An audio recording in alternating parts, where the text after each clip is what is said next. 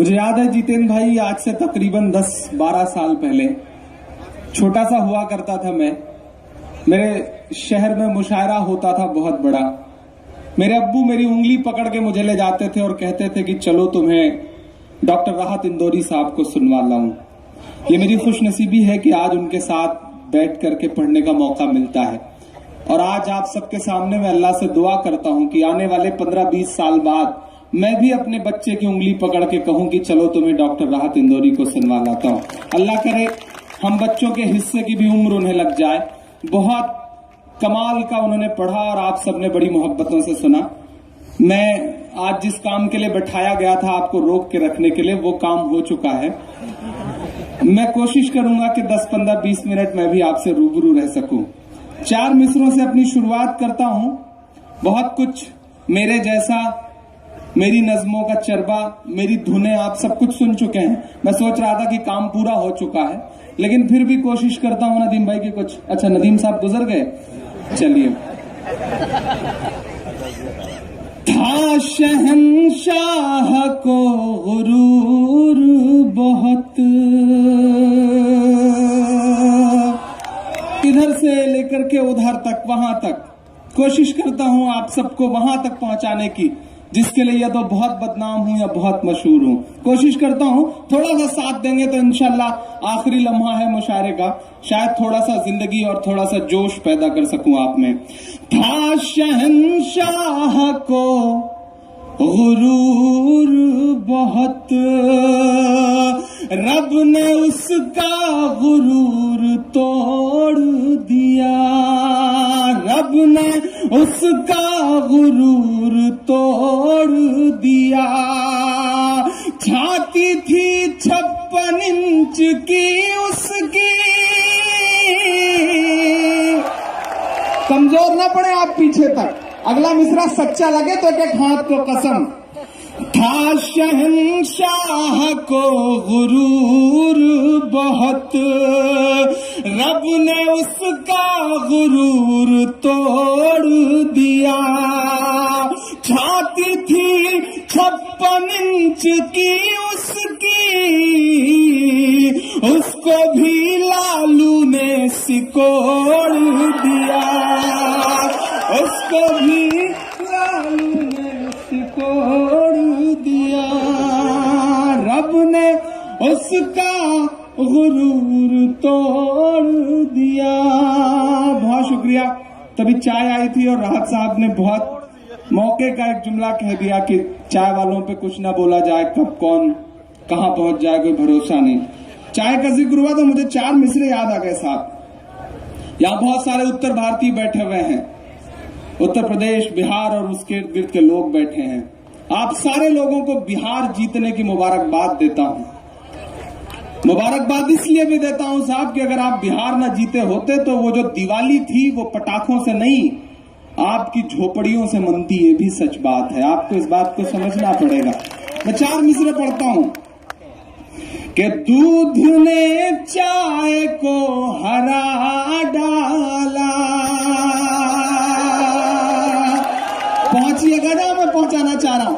मैं ये जानता हूं कि आप थक चुके हैं, आपसे पूरी रात दाद वसूल की गई है, जबरदस्ती तालियां बजवाई गई हैं और कुछ कुछ तो डरा धमका करके बजवाई है। जितेंद्र साहब ने माइक लेके बैठ गए और हर शायर पे जहां आपका कसूर नहीं था वहां भी आपसे दाद वसूल करवाई।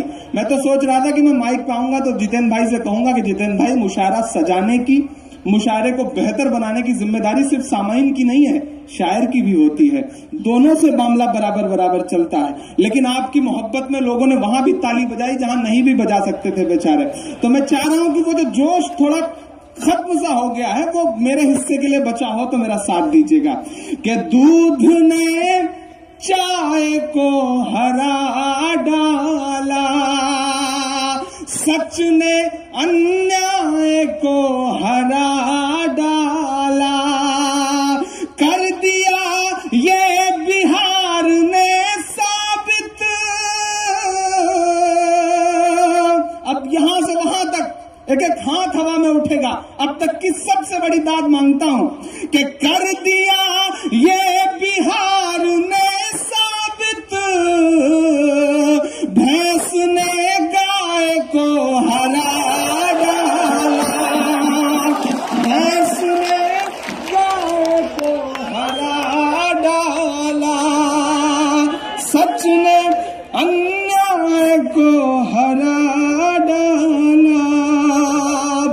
शुक्रिया, बहुत मोहब्बतें। बहुत बहुत बहुत शुक्रिया, बहुत मोहब्बतें। लगे हाथ, बहुत मुबारकबाद देता हूँ, बहुत मुबारकबाद देता हूँ शमीम भाई को। शमीम भाई मेरे बहुत प्यारे दोस्त हैं। मुझे वो दिन भी याद है। नहीं, आप स्क्रीन पे क्यों देख रहे हैं? मैं लाइव ज्यादा खूबसूरत लगता हूँ, स्क्रीन पे क्यों देख रहे हो? सीधे सीधे देखो ना आप। तो बेहतर है कि स्क्रीन का शोर मचाना बंद करिए। मैं इंशाल्लाह अगर माइक खराब भी रहा तब भी आप तक आवाज पहुंचाऊंगा इंशाल्लाह, ये वादा है आपसे मेरा। शमीम भाई को बहुत मुबारकबाद। शमीम भाई मेरे बहुत अच्छे दोस्त हैं। मुझे याद है किसी एक मुशायरे में शायद 3 या 4 साल पहले जब आप सामने शमीम भाई बैठे थे और शमीम भाई ने घर वापसी करी थी अपनी, तो वो कमाल का दिन था साहब। उन्हें मुबारकबाद उस दिन से लेकर के अब तक। उसके बाद इनके गांव जाना हुआ मुशायरे में, 18 मई को फिर वो मुशायरा है, बहुत अजीमुशान मुशायरा किया और जितेंद्र भाई भी उसमें गए हुए थे, तो उनको बहुत मुबारकबाद। साथ में शानू भाई को बहुत मुबारकबाद। ये नींव के पत्थर हैं इस मुशायरे के लिए, इनको बहुत मुबारकबाद देता हूं। और जितेंद्र भाई को तो मुबारकबाद है ही। मेरे सारे दोस्त जो बैठे हैं, एक खूबसूरत इजाफा हुआ है साहब। सुफियान खालू को देख रहा हूं मैं, शारिक को देख रहा हूं। अल्हम्दुलिल्लाह इन बच्चों ने दाढ़ी रख ली है, नमाजी हो गए हैं। ये खास बात है। ये जो जीन्स और टी शर्ट वाले लड़के थे, इन्होंने माशाल्लाह दाढ़ी रख ली और दाढ़ी सुन्नत के हिसाब से रखी है। तो मुझे लगता है एक बार जोरदार ताली बजनी चाहिए इन लोगों के लिए, इनके बदलाव के लिए। इन्हें बहुत मुबारकबाद। कमर भाई मेरे दोस्त सामने बैठे हैं, उनको भी बहुत मुबारकबाद देता हूं। फिर से पढ़ता हूं। सच ने अन्याय को हरा डाला।